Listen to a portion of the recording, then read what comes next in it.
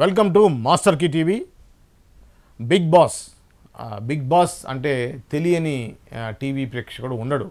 ప్రపంచవ్యాప్తంగా కూడా చాలా ఫేమస్ అయినటువంటి టీవీ ప్రోగ్రామ్. సో ఈ క్రమంలో తాజాగా మన ఇండియాలో ఏదైతే బిగ్ బాస్ జరిగిందో దాని మీద చాలా వివాదాలు నడుస్తూ ఉన్నాయి. దాన్ని బ్యాన్ చేయాలని కూడా చాలామంది చెప్తా ఉన్నారు. అసలు ఆ బిగ్ బాస్లో ఏం జరిగింది, ఎందుకు బ్యాన్ చేయాలనేటువంటి దాకా పోయిందనే విషయాన్ని సినీ క్రిటిక్ దాసరి విజ్ఞాన్ గారితో మాట్లాడి తెలుసుకునే ప్రయత్నం చేద్దాం. విజ్ఞాన్ గారు, బిగ్ బాస్ ఏంటండి? మన తెలుగులో కూడా త్వరలో స్టార్ట్ కాబోతుందని చెప్పేసి మనకి వివరాలు వచ్చాయి కదా. ఆల్రెడీ మనం చెప్పాము ఇంతకుముందు లేడీ కంటెస్టెంట్లు ఎవరు అనే విషయం చెప్పాము.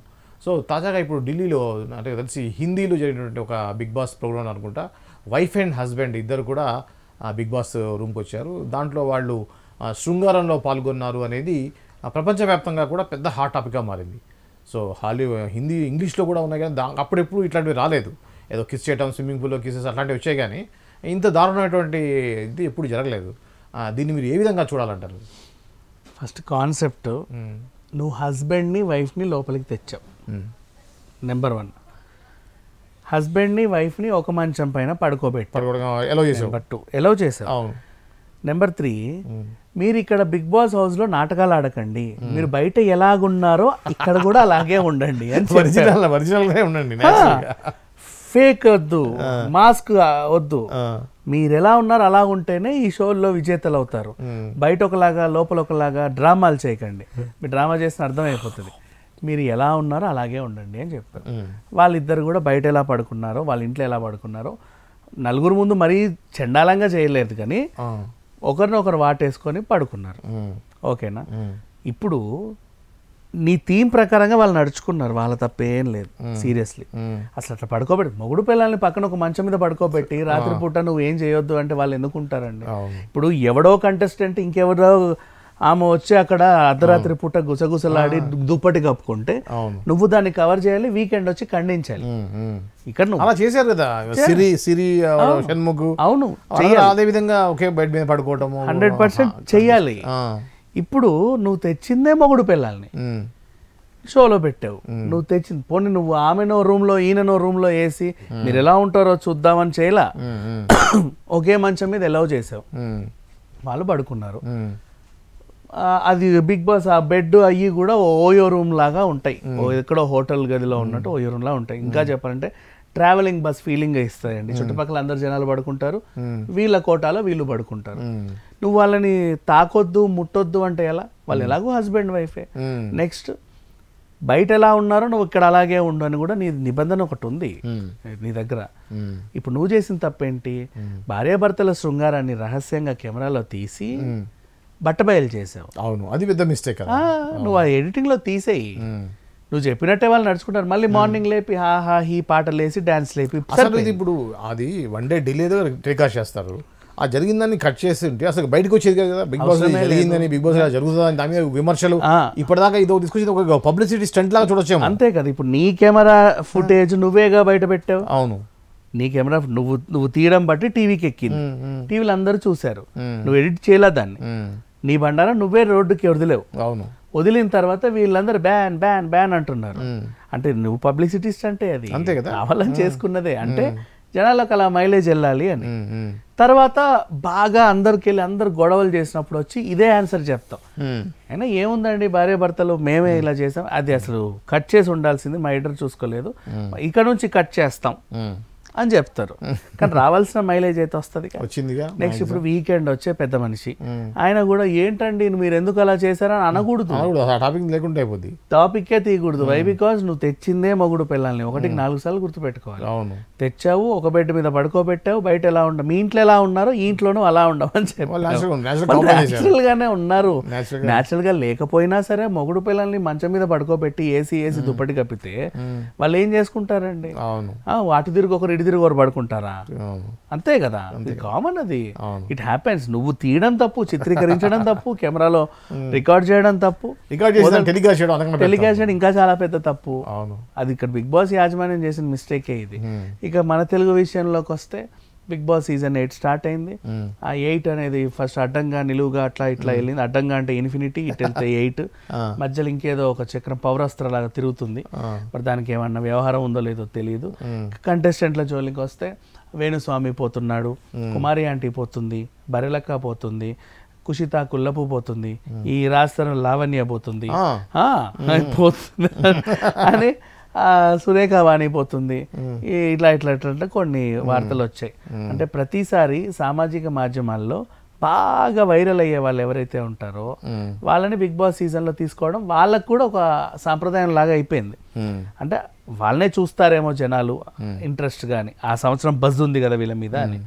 ఇప్పుడు వేణుస్వామి లాంటి వాళ్ళకంటావా, ఆయన నేను జాతకం చెప్పను పో, నేను చెప్పింది అబద్ధం అయ్యింది, ఇక నుంచి నేను చెప్పను అని నోటికి ప్లాస్టర్స్ కూర్చున్నాడు.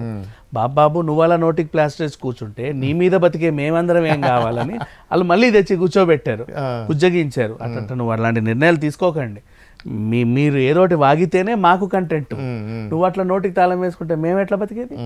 మీరు మాట్లాడాలి అంటే సరే సరే మళ్ళీ చెప్తా, స్టార్ట్ చేస్తా అని చెప్పి మళ్ళీ స్టార్ట్ చేశాడు.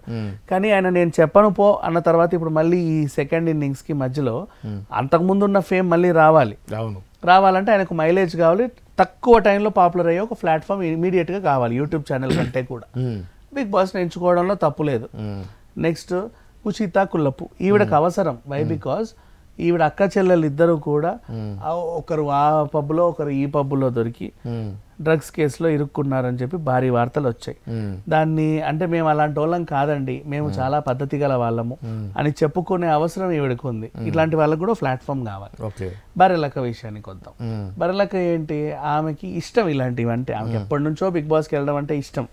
ఇట్లా ఈ టైప్ ఆమె ఎలక్షన్ హడావిడి చేసినప్పటికీ ఆమెకి ఇష్టం, వెళ్తే వెళ్ళొచ్చు, తప్పులేదు. నెక్స్ట్ లావణ్య, ఆమె ఈమె వెళ్ళొద్దో లేదో నాకు తెలియదు, బట్ ఆమె పేరు అయితే వినపడుతుంది మోస్ట్లీ. ఇలాంటి వాళ్ళకి కుమారి ఆంటీని నాకు తెలిసినంత వరకు అయితే పంపరు. అంటే యాక్చువల్ బిగ్ బాస్ కాన్సెప్ట్ ప్రకారమే మీరు అందరూ అడ్రస్ లేని చోటుకి వెళ్ళి మేము ఇచ్చే వాటితో మీకు మీరు క్రియేటివ్గా బతుకుతా సర్దుకుంటా ఏదో చేయాల. నువ్వు డైరెక్ట్ షెఫ్నే లోపలికి ఎలా పంపిస్తావు?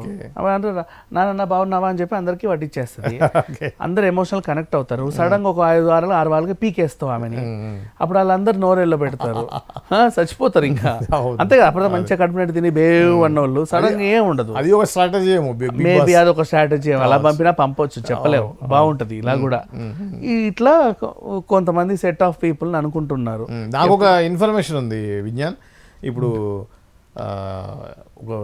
మీకు అంటే విజ్ఞానికి కూడా బిగ్ బాస్ నుంచి పిలుపు వచ్చింది అని మాకు వచ్చే ఇన్ఫర్మేషన్, మీరేమంటారు దానికి? స్టార్ మా నన్ను పిలవద్దు ఫస్ట్ ఆఫ్ ఆల్. అవునా? ఎందుకంటే నేను గతంలో వీళ్ళు సమంత నాగచైతన్య విడిపోయినప్పుడు నేను సమంత వైపు చాలా నిలబడ్డా. అండ్ ఆ మధ్య కాలంలో రిలయన్స్కి మా టీవీ అమ్ముడుపోతుంది అనే ఒక వార్త వస్తే చెప్పా. అప్పుడు స్టార్ మా యాజమాన్యం వాళ్ళు కూడా అది తీసేయండి, దాంట్లో వాస్తవాలు ఏం లేవు అని చెప్పి ఆ ఛానల్ యాజమాన్యం చెప్పారు. ఓకే. అండ్ 1-2 సందర్భాల్లో కూడా నేను అక్కినేని ఫ్యామిలీ నుంచి మాట్లాడితే అన్నపూర్ణ నుంచి మెసేజ్లు వచ్చాయి, మీరు అలా మాట్లాడొద్దండి, మీకు తెలియదు కదా నిజాలు, మీరు ఒకవైపు ఎలా నిలబడతారు అని అడిగారు. ఎందుకో నేను ఎప్పుడు సమంత వైపుకునే ఉన్నా. సో ఆ ఇదితో స్టార్ మాకి నాకు చెడింది బంధం. సో పిలవరు ఫస్ట్ ఆఫ్ ఆల్. నెంబర్ 2, పిలుపు వచ్చినా వెళ్ళే స్థితిలో నేను లేను. నాకు సాయంత్రం నాకంటూ కొన్ని షెడ్యూల్స్ ఉన్నాయి, సాయంత్రాలు నాకంటూ కొన్ని అలవాట్లు ఉన్నాయి, అవన్నీ మానుకొని నేను వెళ్ళలేను, నేను బతకలేను. ఈ 2 అలవాట్లు, అందుకని చెప్పేసి ఐ కాంట్. సరే ఈ విషయం పక్కన పెట్టేస్తే, సామాజిక మాధ్యమాల్లో ఎప్పుడు బాగా వైరల్ అయ్యే వీళ్ళు జనాలు ఉంటారు కదా, వీళ్ళని ఎంచుకొని పంపించుకుంటారు. ప్రతిసారి ట్రాన్స్జెండర్ కానీ ఉంటారు కదా, ఈసారి గే కేటగిరీలో మొన్న ఓం భీమ్ బుష్ అనే సినిమా రిలీజ్ అయింది, అందులో గే క్యారెక్టర్ దయ్యమయ్యింది. ఆ పిల్లోడిని కూడా పిలుస్తున్నారని ఒక వార్త. నిజానికి అతను ఒరిజినల్ గా కూడా గే అని చెప్పుకున్నాడు కొన్ని ఛానల్స్ లో, ఆయన ఇంటర్వ్యూలో ఒరిజినల్ అంట. మరి అది దొరికినప్పుడు సెలబ్రిటీ అయ్యాక తీసుకెళ్ళడంలో తప్పలేదుగా. అండ్ మళ్ళీ ఒక పాటలు పాడేవాళ్ళు, డాన్స్లు వేసేవాళ్ళు, నెక్స్ట్ ఈ కామెడీలు చేసేవాళ్ళు, వాళ్ళొకరు వీళ్ళొకరు ఆ యాస ఈ యాస మాట్లాడేవాళ్ళు, ఒక క్రిస్టియన్ ఒక ముస్లిము, ఇట్లందరినీ బ్యాలెన్స్ చేస్తూ ఒక కంటెస్టెంట్లు అయితే డిజైన్ చేస్తారు. అందులోనూ ఈ డిజైనింగ్లో కూడా బాగా ఇన్స్టాలో సోషల్ మీడియాలో బాగా ఫేమ్ అయిన వాళ్ళు కొంతమంది, ఓ ఫేడ్ అవుట్ హీరోయిన్, ఓ ఫేడ్ అవుట్ హీరో, పాపం మళ్ళీ వీళ్ళకి సెకండ్ ఇన్నింగ్స్ అవసరం అనుకునే వాళ్ళు, ఇలా ఒక టీం సెట్ చేసి వాళ్ళు పంపించుకుంటారు. అంటే సీజన్ ఫస్ట్లో సినీ క్రిటిక్గా ఆయన వెళ్ళాడు కత్తి మహేష్, అప్పుడు ఫస్టో సెకండో ఏదో మరి. ఆ తర్వాత మళ్ళీ ఇంకో సినీ క్రిటిక్ ఇప్పుడు నేను ఉన్నాను కాబట్టి వెళ్తున్నావా అని అడుగుతున్నారు. బట్ ఇక్కడ రెండు విషయాలు ఏంటంటే, ఒక స్టార్ మాకి నాకు ఎందుకో చెడింది ఏదో విషయంలో, అండ్ నాకున్న ఈ అలవాట్ల వల్ల ఐ కాంట్. Okay, right. ఇది బిగ్ బాస్ సంబంధించినటువంటి ఇన్ఫర్మేషన్. మరో అంశంతో మళ్ళీ కలుద్దాం. అంతవరకు చూస్తూనే ఉండండి master key TV. Master key TV, please like, share and subscribe Master Key TV.